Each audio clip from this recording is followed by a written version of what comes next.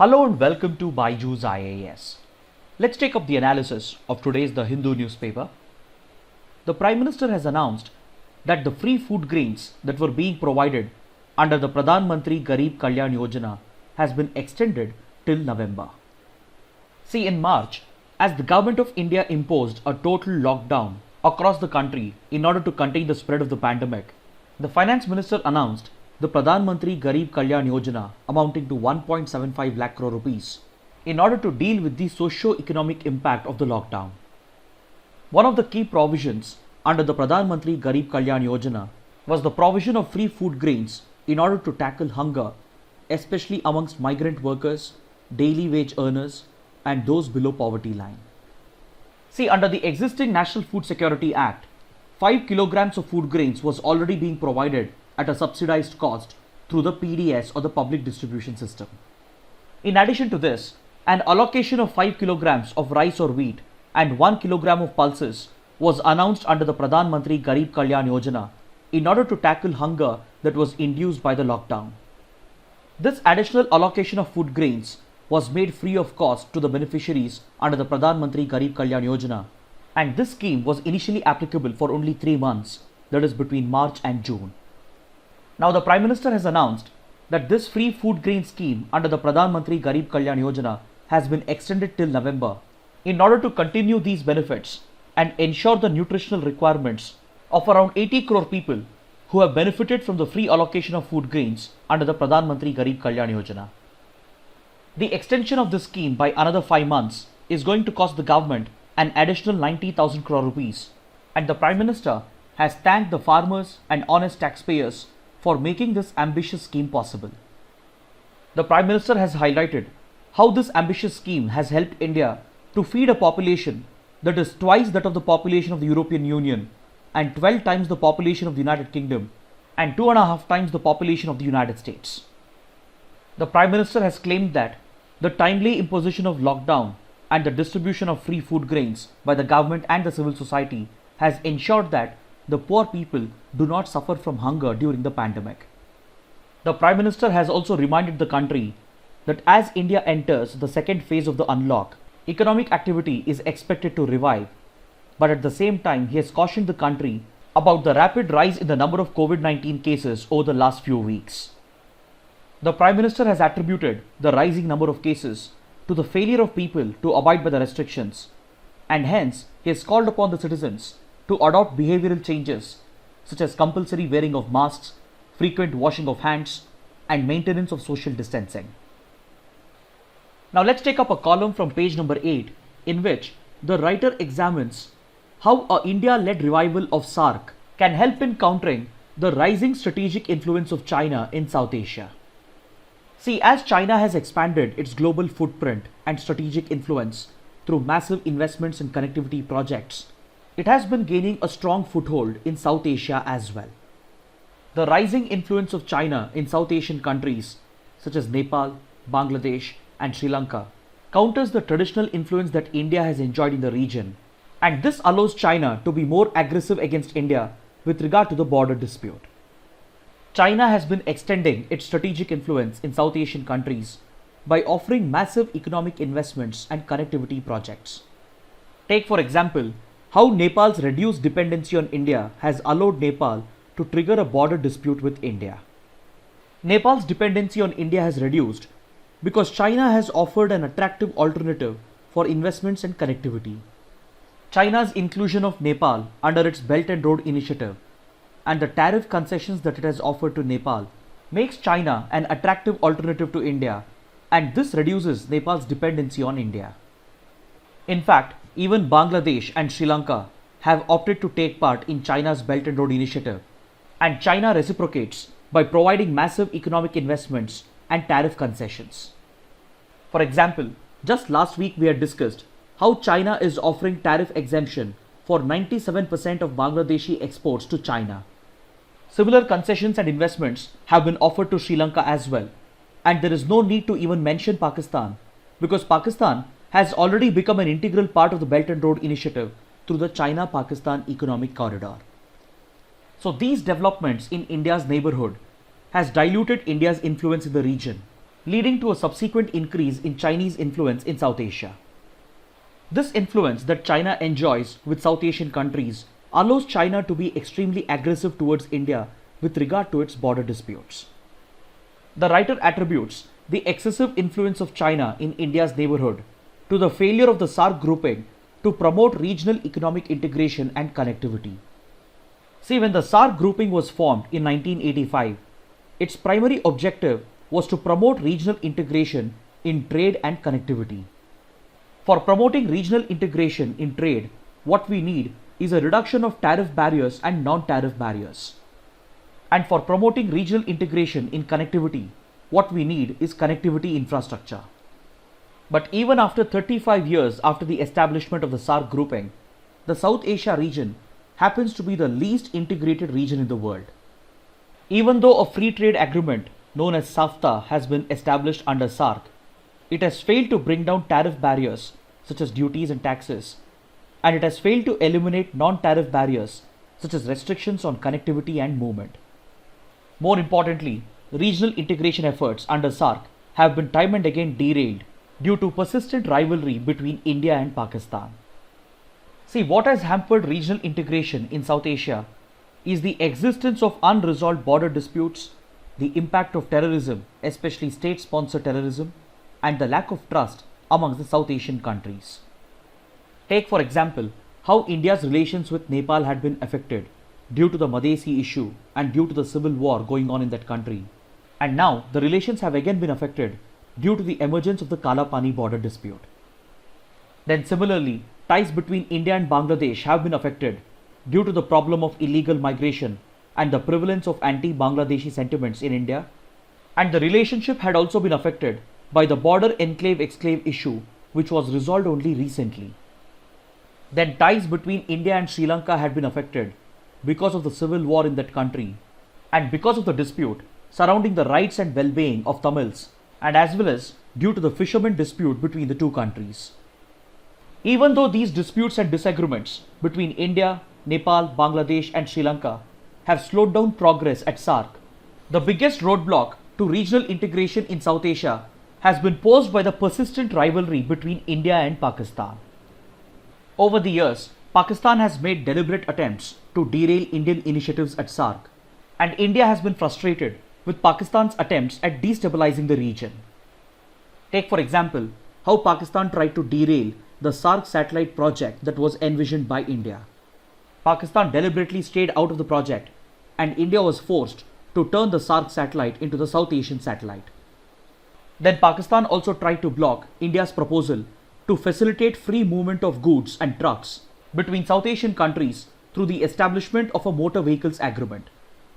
Pakistan's attempts at derailing the motor vehicles agreement pushed India to adopt a sub-regional strategy known as BBIN, which included Bangladesh, Bhutan, India and Nepal, in order to facilitate the free movement of goods and trucks between these countries. Then upon this, Pakistan's sponsorship of terrorism against India has not only threatened India's national security, but it also poses a threat for peace and stability in the entire South Asia region.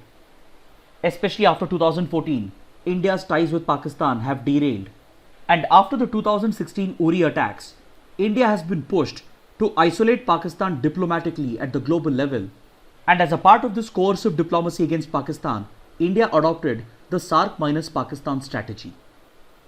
As a result of this SAARC minus Pakistan strategy of India, India started sidelining SAARC and it started reviving BIMSTEC as an alternative.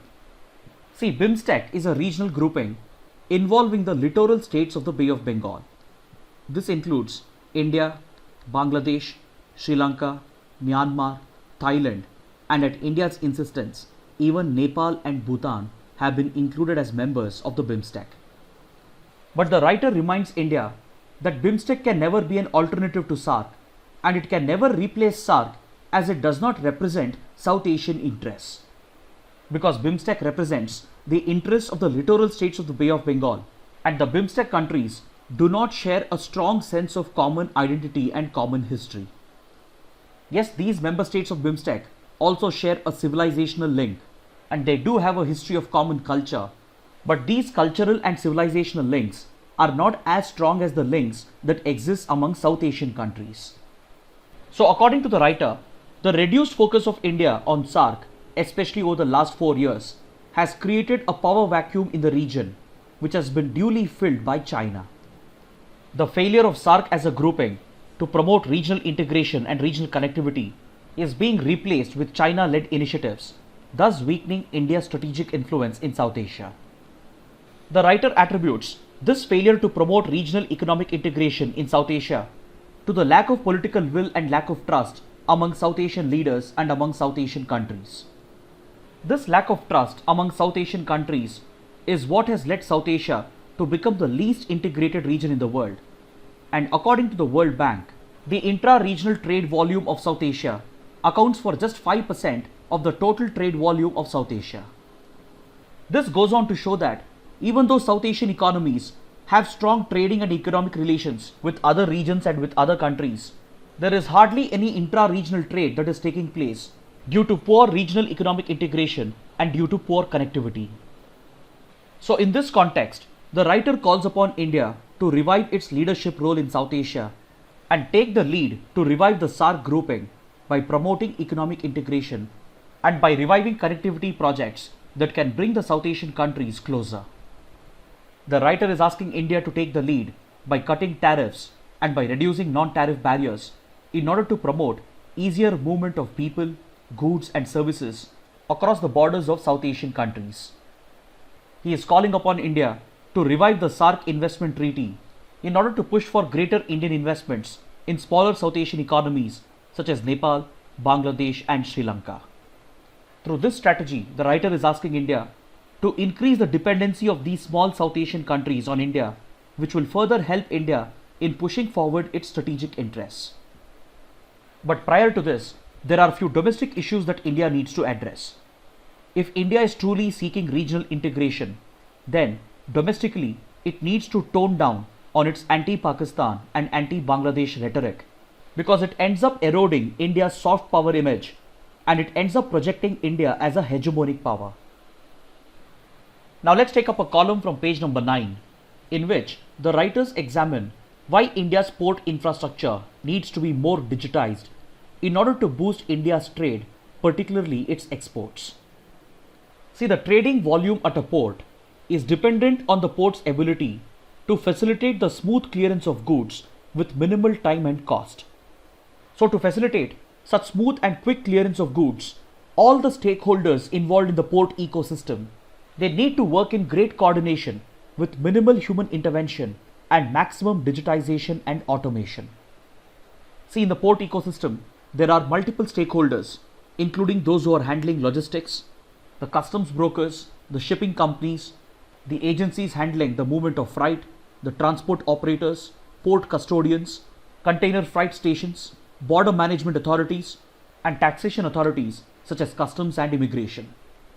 So all these stakeholders who are a part of the port ecosystem, they need to work with great coordination in order to facilitate the fastest clearance of goods with minimal cost on the exporter and the importer. If you look at ports in developed countries, they have achieved such swift clearance and transfer of goods in order to facilitate cross-border trade with minimal cost and time, and they have achieved this through maximum digitization of their port infrastructure. So this calls for minimal human intervention in the clearance process and the replacement of manual tasks with digitization and automation. The need for digitizing the port ecosystem has become all the more necessary during the pandemic because the global supply chains are reorienting themselves.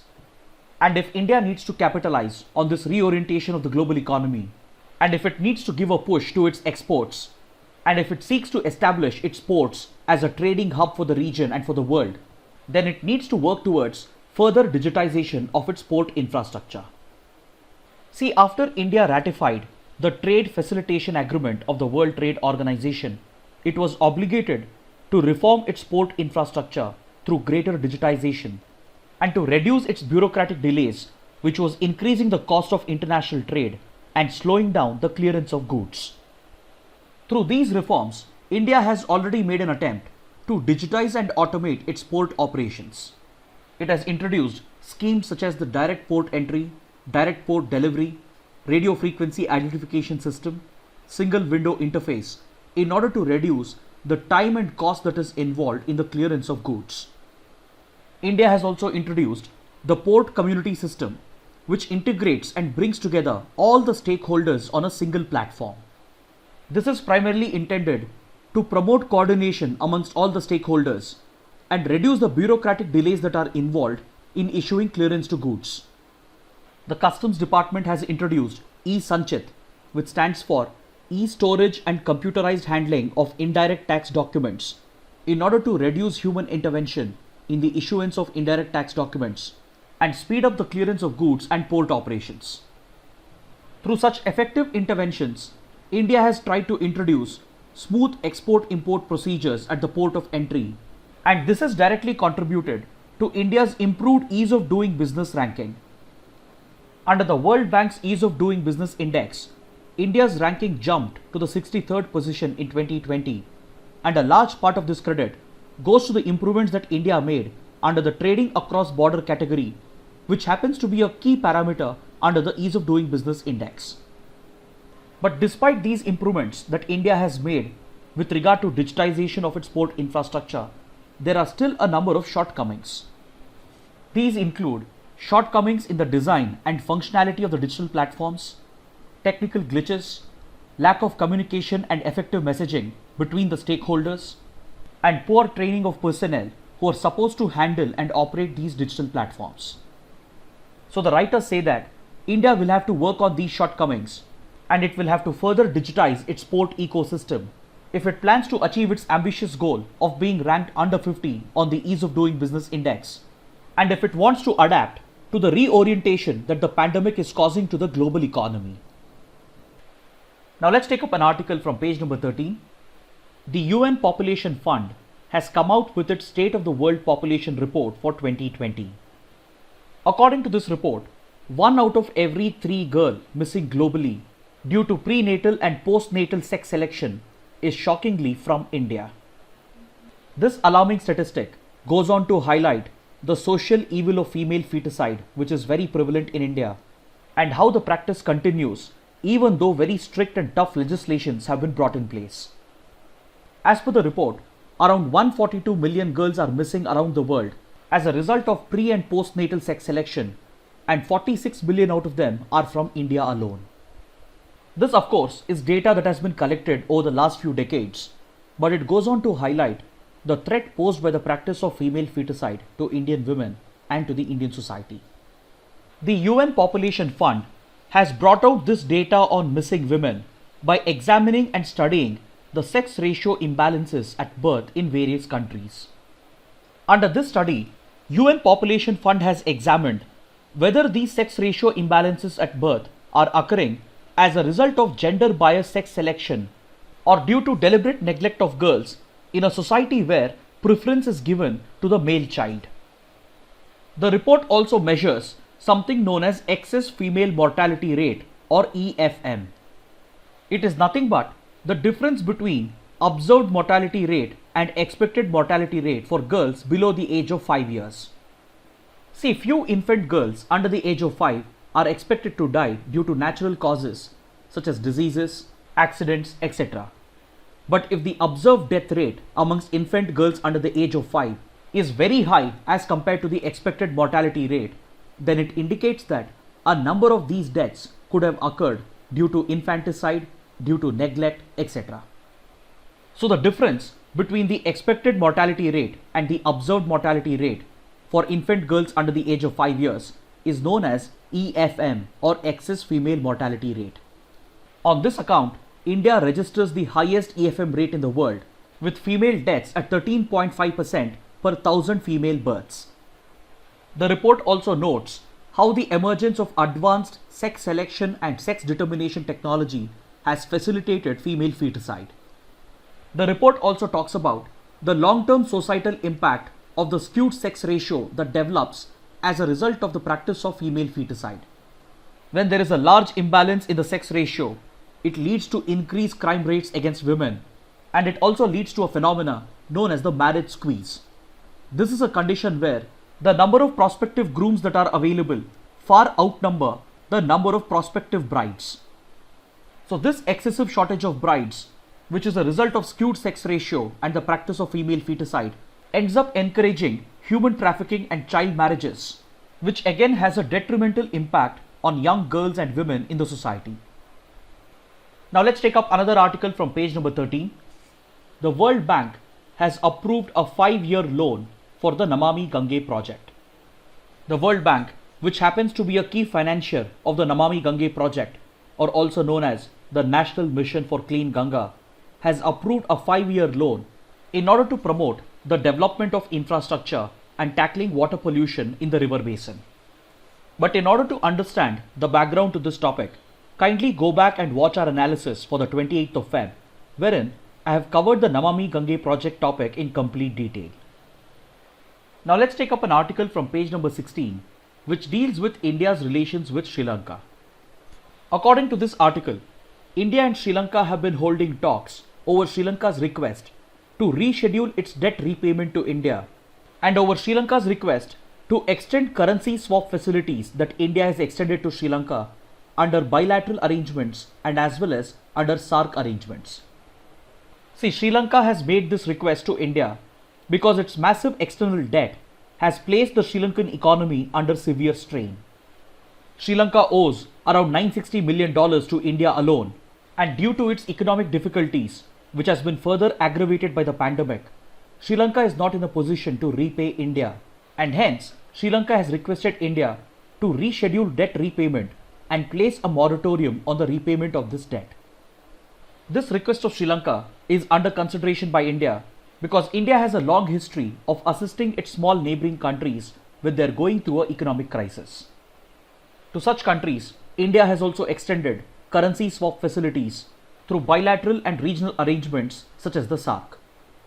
Sri Lanka's external debt problem has been building up over the years, and it not only owes a lot of money to bilateral partners, but it has also borrowed heavily from a number of multilateral institutions as well. For example, apart from owing money to India, Sri Lanka owes $5 billion to China, and strategic experts believe that Sri Lanka is one of the victims of China's debt trap diplomacy. But recently, China has announced an assistance of $500 million to Sri Lanka in order to help the country to overcome the economic impact of the COVID-19 pandemic and help Sri Lanka fulfill its debt obligations for the time being.